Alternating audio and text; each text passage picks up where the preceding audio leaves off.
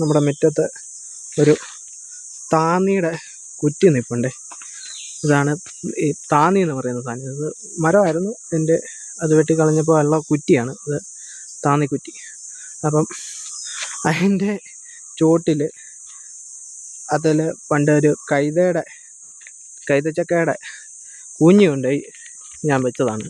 അപ്പോൾ അതിൽ ഇപ്പോൾ ഒരു കൈതച്ചക്ക ഉണ്ടായിട്ടുണ്ട്. വലുതൊന്നുമില്ല, ഒരു ചെറുത്. അതിപ്പോൾ അത് പഴുത്തിട്ടുണ്ട്, ഉണ്ടോ? ഇതാണ് ആ താന്നിയുടെ കുറ്റി.